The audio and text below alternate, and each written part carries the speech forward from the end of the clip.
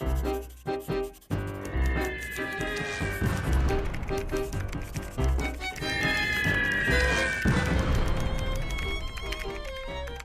definitely took a lot of time to do this book.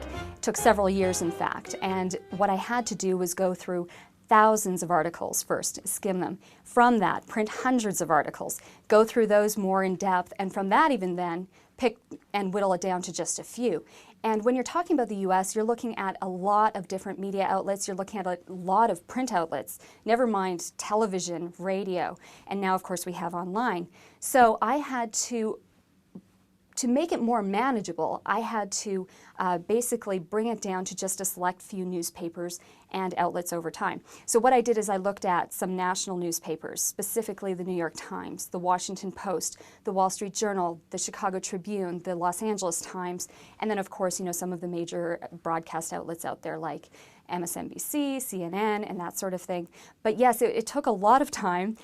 You had to figure out exactly when were there times in the Canadian-US relationship in the past when there were tense bilateral relations. So there are 5 specific times that I picked, specifically being the 5 years around Confederation, the 1911 Reciprocity Treaty, then we went into the Cold War era, and with the Cuban Missile Crisis and with the Vietnam War.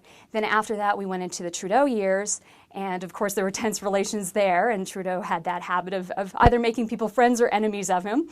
And then from there we went on to the war in Iraq, and the time period I call from 2001 onward, which 2001 was when 9/11 hit, so at that time relations were actually pretty good, but they quickly deteriorated as we very quickly found out.